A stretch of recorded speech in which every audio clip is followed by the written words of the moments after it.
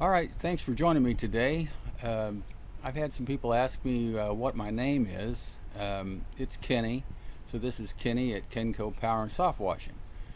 Um, I had some suggestions on doing a walk around of the trailer and then what I like and dislike about it and what I'm going to change. Originally, I thought, oh, this is not going to be in any particular order, so it's just going to be cut and edited together and you guys figure it out.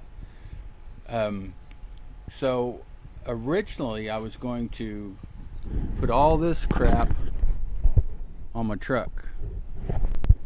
Now it's got an 8-foot bed on it, but I started looking and I'm like, you know what? That looks like a lot of work and I won't be able to carry everything I want. And I don't have a problem with the trailer backing it up or anything, so I'm just going to leave it. Plus I'm a little lazy. It's going to take I can tell you it's going to take just a day or two to put this crap on there, but a day or two, that's going to be in 2 weeks because I'm going to have to buy steel and weld it and paint it, and I don't know. And this is making money, so I'm just going to leave well enough alone. It's making money, screw it. The other issue I was having with it, it was taking up room in the driveway here. I'm limited on space. My son parks his car off on the grass. So once I winterize this, it's going to go in the backyard and at least be out of sight for 4 months. But and my son's going to go back to medical school, so he won't be here. So let me go around and show you what I like about the trailer. I'll put my hat on now. So I like the rack on top. I had this trailer custom built. What I really like is these shelves I put on both sides. That's the first thing I did, was put these shelves on. They're just 2x12 treated, and I put some deck paint on there, and I've got a video of that. But man, if you just do this right at first, not only do you have a working space to put everything else together, but you can just bolt whatever you want down to here. So okay, I've only got about 10,000 miles on these tires, and probably these tires weren't very good to begin with, but they're almost smooth. So I've got to get new tires, and I'll get some heavy duty ones, something that's going to last a little longer. But I think these back ones wear quite a bit more than the front ones, and it's, when you turn, your wheels and tires got to scrub, and I know it's taken scrubbing quite a bit of rubber off of them. But anyway, I need a new set of tires. One thing that I thought I was going to like is have these open buckets, but you can see these open buckets suck because they get water in them. I've got all my stuff I use quite a bit right in here. This is no way of keeping your crap. This is the same way. So basically, when I built this, I got busy right away, so I just kept working and I kept dealing with it. She got crap in it, and then I thought I'd be smart and buy these sealed lids. Now I like that, but I don't like getting into them. Okay, that's got acid in it. I got to spin it fast to get the water off of it. So this is oxalic acid in here.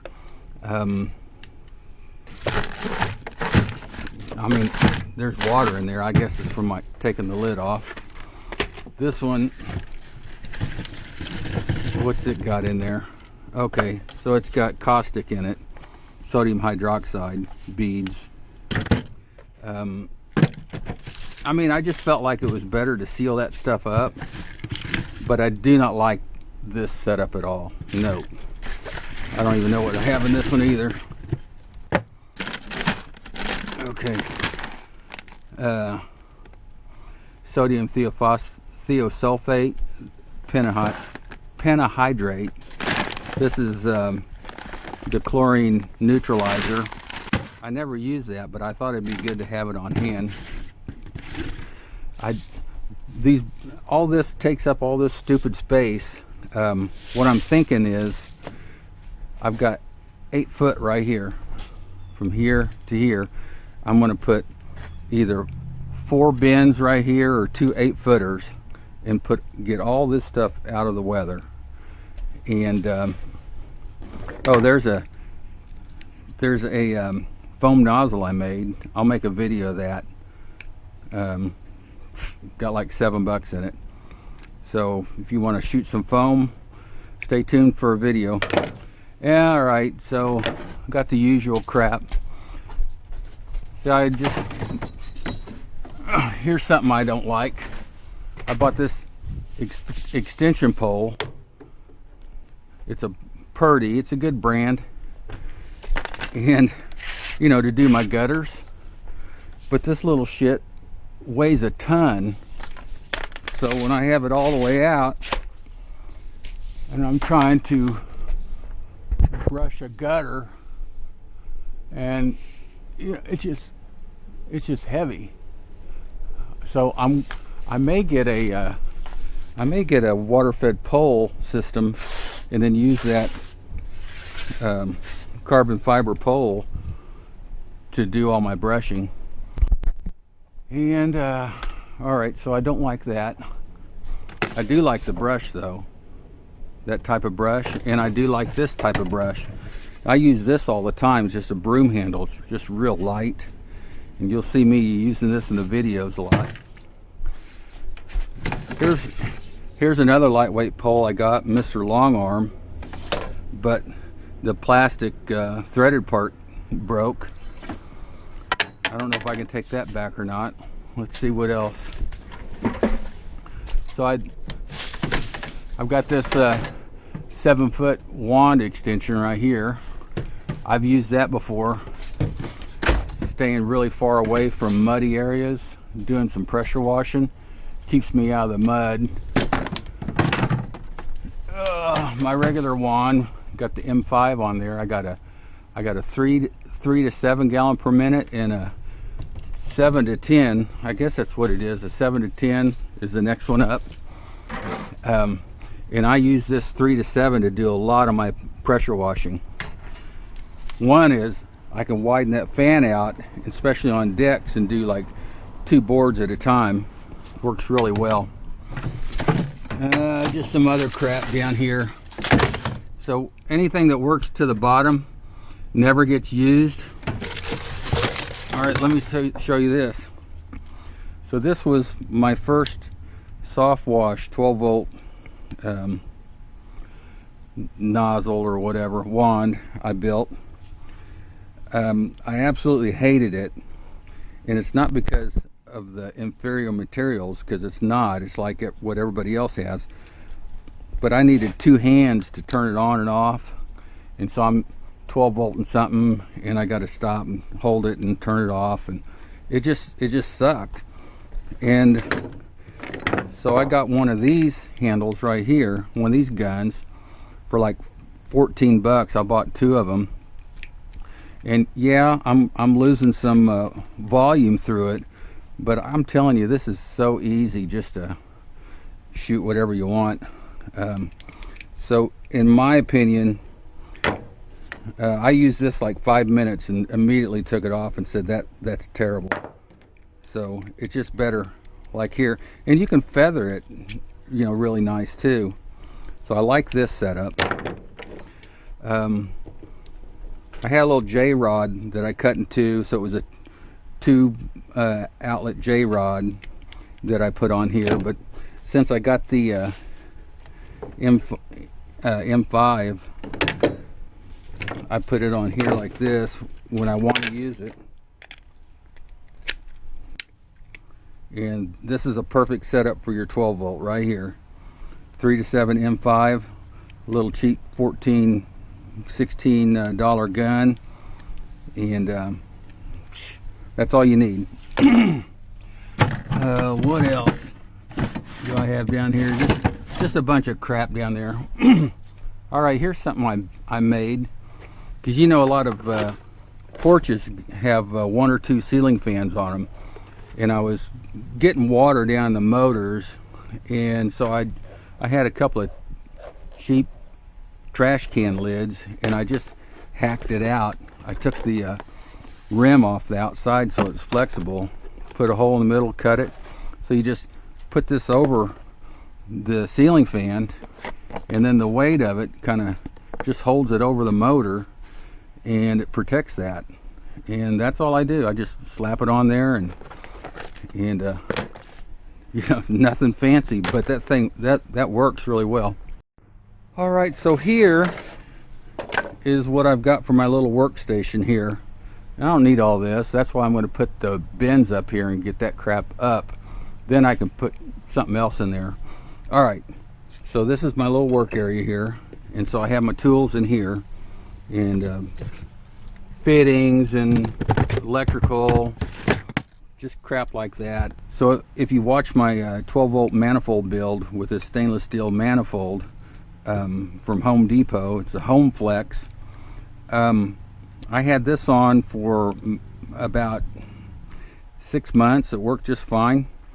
So when I took it off, I was thinking, since it was cheap, it's going to, you know, be rusty inside and stuff, and it's just perfect. This held up really well for me. But since then, I've upgraded from the 12 volt to a gas diaphragm pump. But I don't know why I even have that on here, but I do. Some gloves, you know, just some cheap tools. I went and bought just some Harbor Freight tools. As you can see, I've lost most of them, but you don't need like you know, snap-on tools to work on your crap, because you're going to get them rusty and lose them anyway. Okay, so hold on, let me show you what I've got going on here. I keep my surface cleaner in the garage because I've got no way of locking it down here, but this is where it sets right here. It's the Whisper Wash Ground Force 24-inch, and I bought this from Russ Johnson, and I told him to put the proper tips on there. I told him the motor and the pump, that he actually sold me the pump too. So he changed these tips, and this thing works great. I've never left any striping or anything. It just works great. So this, it's a 4-tip bar, but he put 25 025s here and 25 02s right here, and so the outer ones are larger in diameter, and I don't know if that's what everybody does, but man, this thing works great. I had 0 problems with that, so I recommend, you know, getting one of these, or at least some kind of Whisper Wash. This here is a toolbox. Both these toolboxes I'm going to take off because I want to put those bins up, side bins on there. But this is where I keep my property protection stuff. Got my hair bags, tape, tarp. Some kind of tape I got there, bags. I've used this on some graffiti, and it worked pretty good. Just oven cleaner, the yellow. It's got hydroxide in it. Another tarp, some alcohol. These work really well. These it's a flood barrier, Osmo. I think they're about $10 a piece, and I think they're 5 foot long. And you water them down, and they kind of swell up, and you can use them for, once they swell up,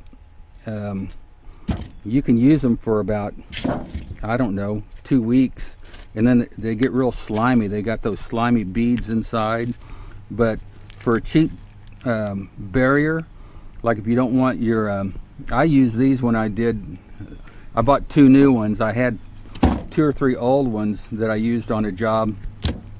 I was on a street, and the street had a slant to it, and sidewalk, and I was cleaning the awning, and I didn't want all that Kim to run down on the sidewalk, so I just ran it out on the street with 2 or 3 of those. Right here's my painter's plastic. This is lightweight. It's like a 1/2 mil. It's extra light, 0.31 to 0.5 mil, real light. This is what I tape off my doors with. You got a nice wooden door. That's what I use to tape it off with.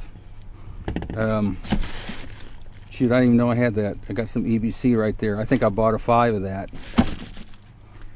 Anyway, all right, so I told you it was going to be random order. So let me show you. Let me tell you about this right here.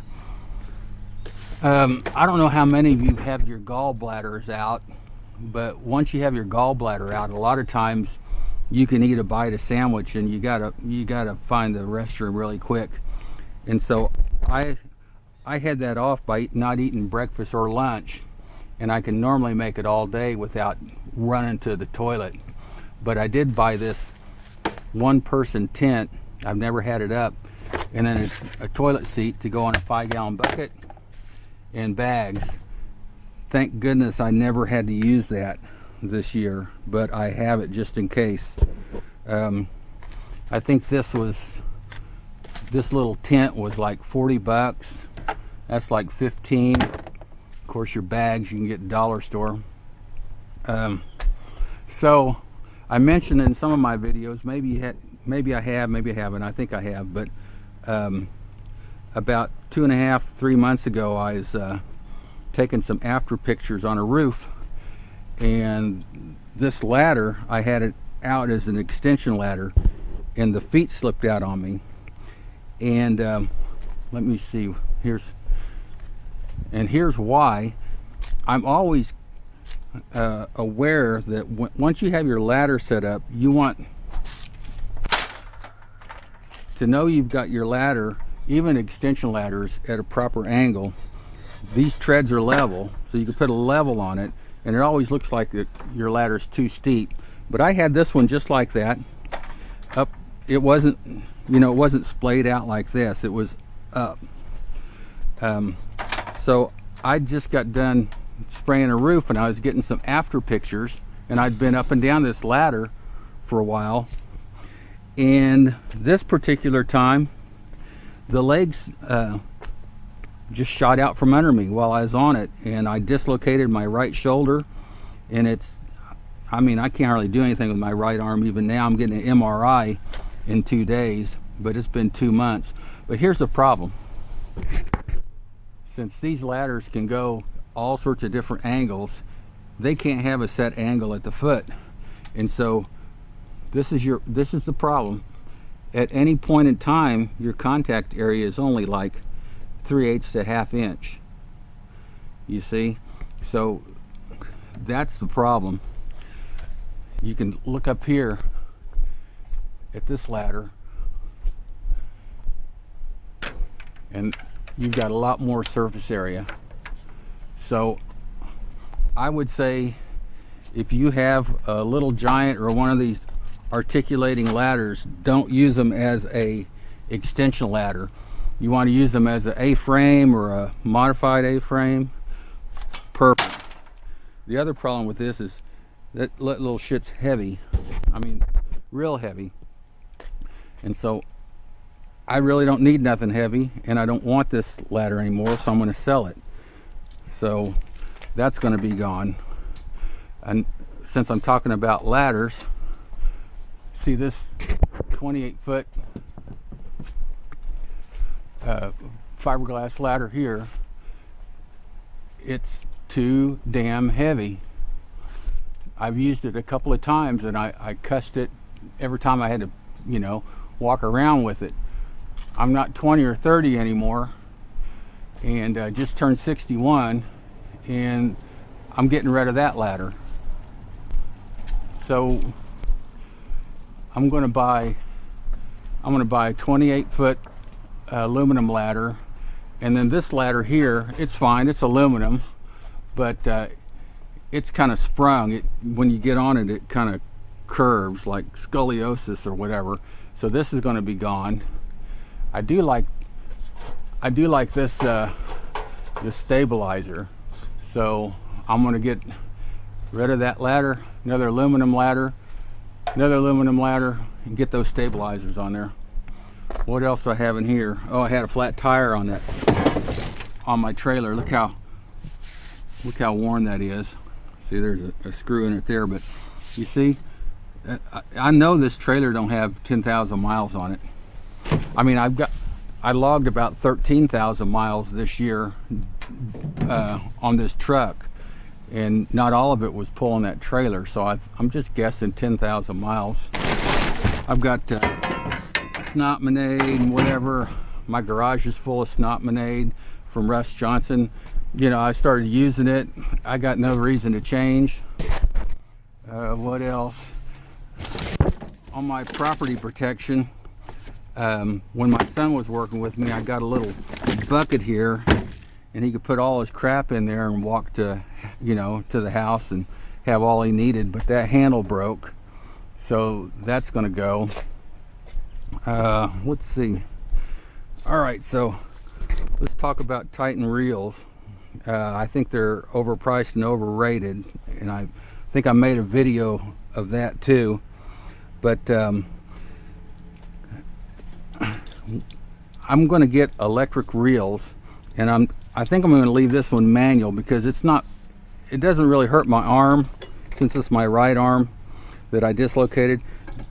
These hoses pull through the grass real easy, and they're normally out 50, 75 feet. So I think I'm going to leave this manual. So this is going to be the same. I'm going to upgrade to electric. This is a Titan reel also. And I'm going to upgrade to electric, and I'm thinking about going with Hannay or something else, because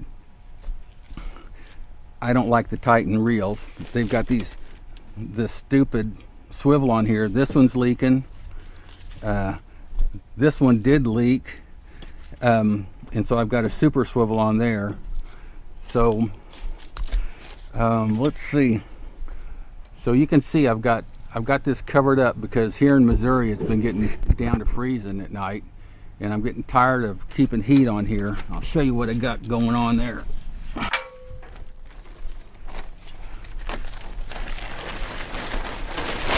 So I have these infrared heaters right here. It's not a light, it's just a ceramic infrared heater, and this is what I have actually in my dog houses, so there's not a light on all night so they can sleep. And I have one down here on my pressure washer, and I also drain stuff down. So I've got this diaphragm pump drained down, and I ran it to get the water out of it just in case, but I'm getting tired of, I wish I had a garage big enough to put it in that was heated. So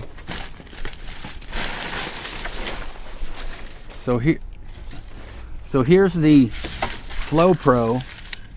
I haven't used the Flow Pro from Judd West since I got my diaphragm pump. So it's not that it's bad, it worked great. If you're downstreaming, you need to get one. Worth every penny. It'll pay for itself in 2 jobs of you walking, and you know how much time you're going to save. You guys know that I made my own, and I went through issues with making my own, so I didn't have time to jack with it anymore, so I just bought this, and it's worked out great. So flowpro.solutions.com. Now I also could have made this. It's a remote bypass rinse for my soft wash. So how this works is I've got bleach coming up here. Let's see which line. So I got bleach coming up here. So when I call for bleach, the valve turns and takes bleach and runs it through here, up through my manifold, and then into the pump. Okay, so when I turn the bleach off, the valve switches to here, and this is just clean water. And so now water is going through, rinsing this check valve and metering valve at the same time, so I don't have to jack with it. So once I'm done with the job, I don't have to come and rinse nothing. So that's been a game changer. And I believe the Flow Pro is right under $600 for a 3/8. It's worth way more than that. And this Midwest bypass rinse is somewhere high 6s, low 7s. I called Brian, I believe his name's Brian Shipley at Midwest Washing Equipment, and I told him I had landed a big job, and I had a diaphragm pump and I needed this ASAP, and he said he'll build it in 2 days and ship it to me, and so that's what he did. I like it when somebody sticks to their word. So put this on, no issues. It's great to oh, something else. I was talking with a guy. I was concerned that this pump right here, it's an AR45, and I've got it coupled to a 6.5 horse Briggs that I just bought off of eBay. But I was concerned that maybe this system wouldn't rinse very good. But I can tell you that going through this gun, when it's open, it has a big water column, and it hits hard. It'll knock your lichen off and everything else. And so this has been great. It's also freed up my pressure washer for my son now that he's working with me every once in a while. Is I can put him on the concrete, and then I can be doing the house, and you know, we can save a lot of time. Before, I was letting him do the concrete, and I was just waiting, twiddling my thumbs till he was done. Then I would downstream. So this has worked out really well. I did have a issue with this pump right out of the box. It was leaking right here, shooting water up. I mean, just the first time I started up. So I called Sprayer Depot and told them, and they had AR send me 6 new O-rings all the way around. So I just changed them all out, so I didn't have any problems. This side came off real easy to change out. This side was a little tight. You can do it. This manifold here will slide back, and you just barely have enough room to get these O-rings out, but you can do it. It's tight. Okay, if you guys remember, I had this thing up here. It's the Delavan. It's 7 gallons per minute, 100 pounds. Had this up here running through that 1/2 inch stainless steel manifold. Worked great for about 5 months. Even though I rinsed it religiously, at 6 months, 5.5, 6 months, it quit pumping. The motor worked, and I just didn't feel like jacking with it. I was busy, so that's why I just bought this. I thought, you know what, I'm not going to buy another one of these every 6 months, 5 months. Screw it. So I watch a lot of RPC and Leon John's videos. They run these, or you know, mostly run these, and haven't had any problems. I was wanting to devise a roller pump, but I didn't have time. I got busy, so I just bought something I knew was going to work out of the box. Worked just fine. I've got about 110 houses on this pump alone, so if I replace this right now, it's way paid for itself. Something else I'm going to do is I'm going to buy the aluminum skid for this and put it on there. I don't know, I'm not liking the look of that. This is my 12-volt battery. It was like a 27 series Interstate deep cycle, and I know some people was telling me it was overkill and whatever, but you know what?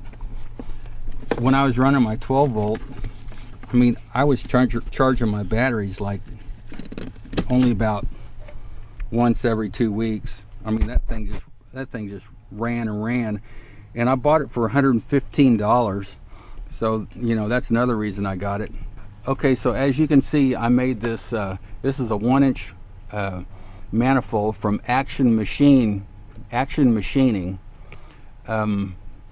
And these irrigation manifolds are just they're a dime a dozen. They're cheap.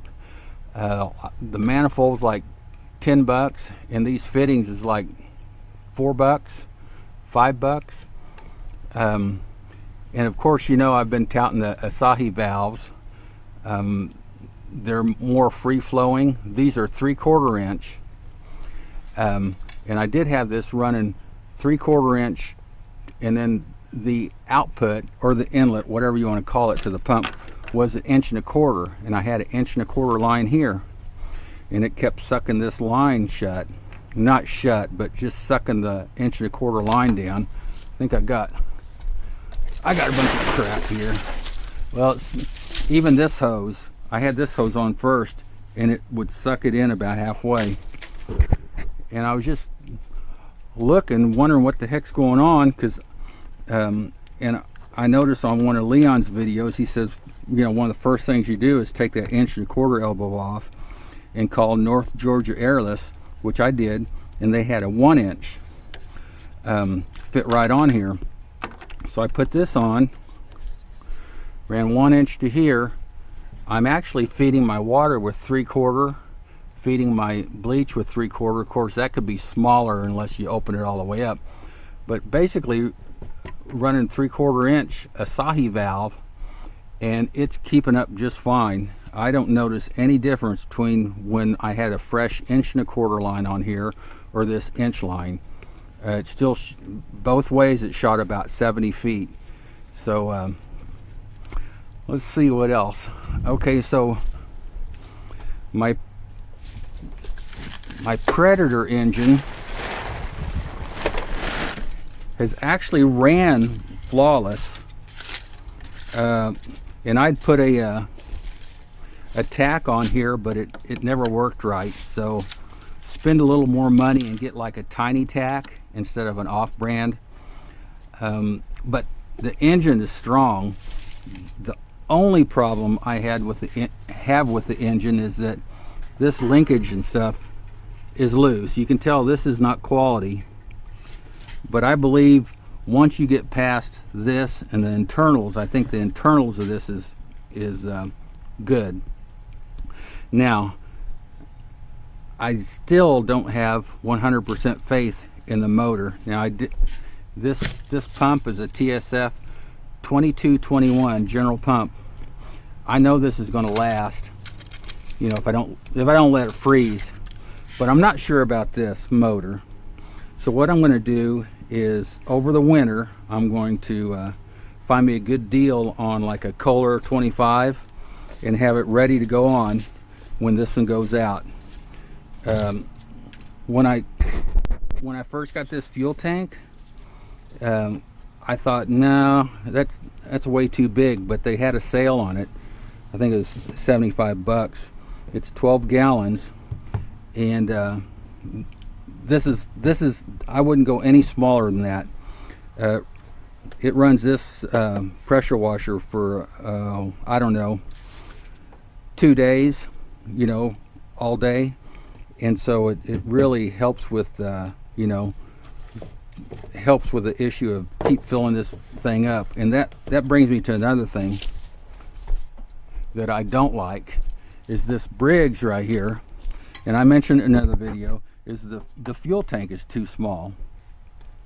It needs to be at least twice that big, because it'll run about an hour and 15 to hour and 30 minutes on that tank.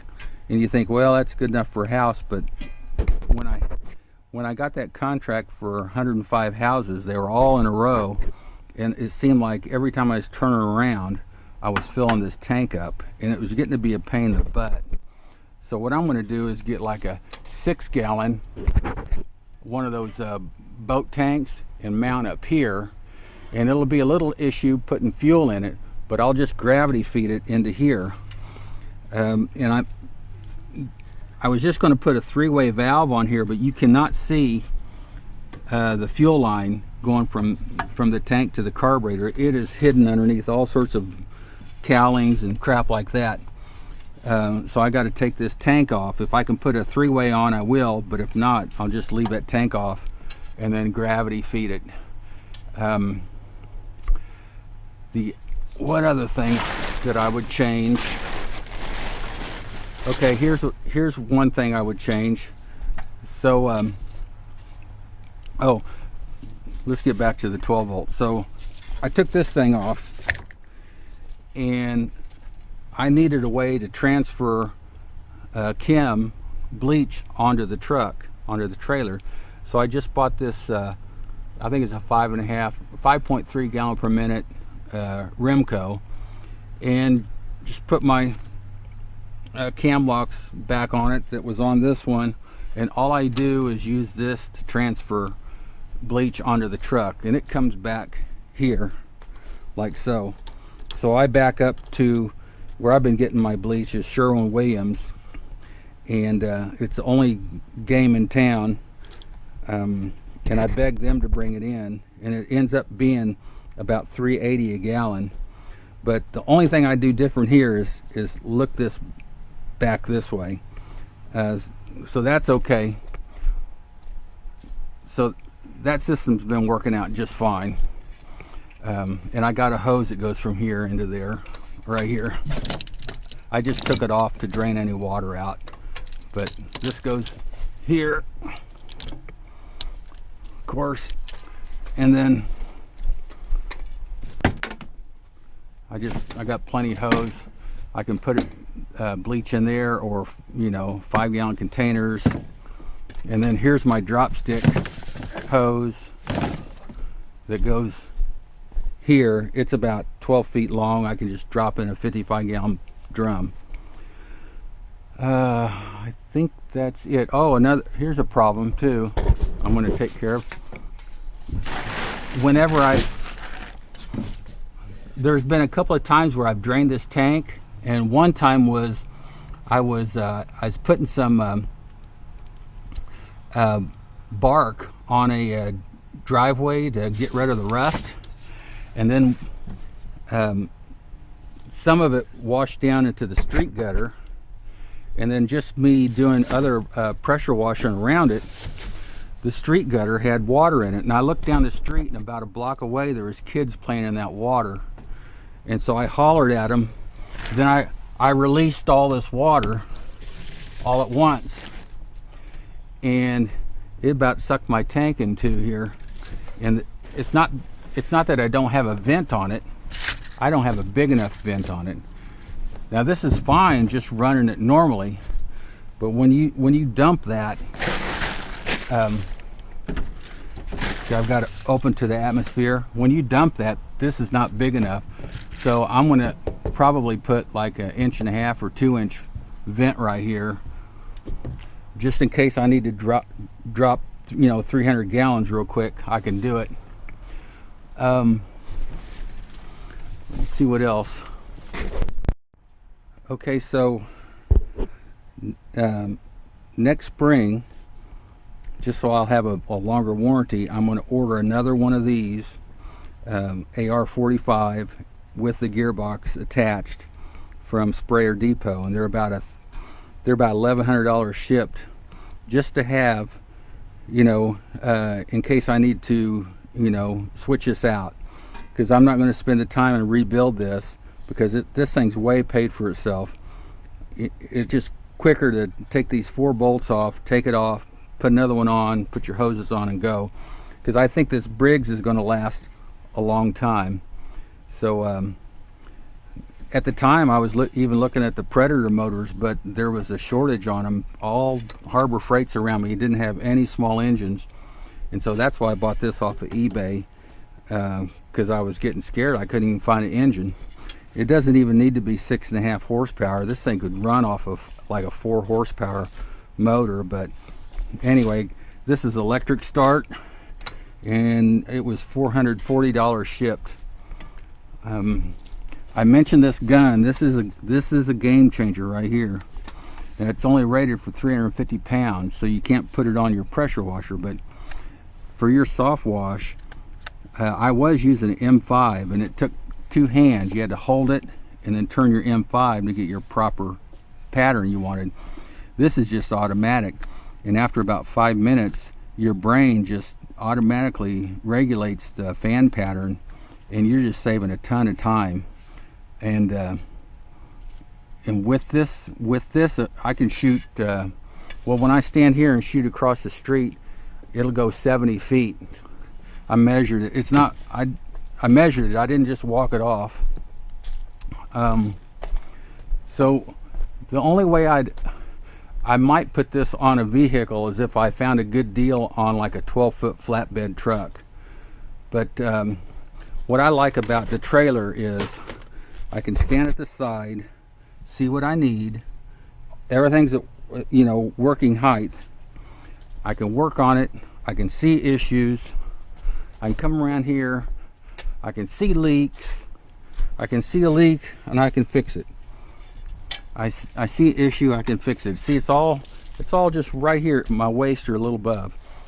Over here, if I put it on my truck, everything's tight. Now we're up chest high. I can't reach over and see anything, and it's just going to be too compact. And so as far as ease of use, I'd say the trailer, as far as like service and stuff, is the way to go. That's it. Everybody can see it's a 330-gallon tote. Oh, some people have asked me how I mounted that, so I'll show you. I just put some 1/2-inch eye bolts down through the wood with a fender washer and a nylon locking nut, and then just some cheap straps here. I've got the same thing up here on my bleach tank. Yep. So just like that. I don't have these very tight because I need to put some kind of rubber behind the ratchets, because I'm fearful it'll wear holes in there. I'm doing a no-no here. I have of course, this is my bleach tank. I have the outlet at the bottom. So hold on a second. All right, so this is what I want to show you. I know that's a no-no, but I thought, well, if I got to put a cap in there, the cap could leak too. So I was trying to find a tank without a hole or a bulkhead already put in the bottom of it, but I couldn't locally. Too expensive to order it online, so I just used what I had. And so I just put this 2x4 right here to help protect that fitting so nothing will hit it and break it. So I might be running on borrowed time. Okay, so here's an issue. I bought this, I don't remember what it is. It's a general pump unloader, but it's a pressure unloader.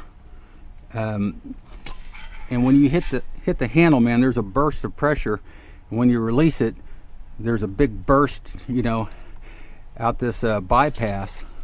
And that's the reason why this elbow's on here, because when you release it, you know, you get a big burst coming through your bypass, so it hits this elbow and makes a curve, and so it doesn't blow this fitting off. And I didn't even think about that, but somebody, I think, I don't know who it was online, you know, said something about that. So I did this. I hadn't had any problems, but I could see where if you put this fitting straight on here, it could just blow this hose off. So making it hit the back of this elbow and turning makes a big difference. But one of my viewers said, you know, get rid of this thing and put a K7-3 on here. And so that's what I'm going to do also. So I guess those are flow sensitive, so it just senses the flow. I don't know how they work, but I'm going to give it a shot, because even though this works, I think it puts a lot of stress on everything. So we saw how I don't like the Titan reels. So give me an idea what reels I need. Anything else you see. So you know, if you like my videos, and give me a thumbs up and share my videos, and subscribe. I mean, especially subscribe. I've got thousands of views, but hardly any subscribers. So, you know, subscribe. One of these days, you know, I might put something on there you might like. So just subscribe, and you'll get a notification that I put a new video up. So next thing I'm going to do tomorrow is winterize this thing and pull it in the back. So I'll probably make a video of how I'm winterizing it. I've never winterized one, so I got some RV antifreeze. I got 2 more gallons in the garage. I got 4 gallons total, so I'm gonna run that through everything and cross my fingers, and then just, you know, wrap it up for the winter. So anyway, thanks for joining me on this kind of a scatterbrain video, but I hope I hit a lot of points for you, you know, good and bad. So let me know what you think down in the comments. And until next time, take care.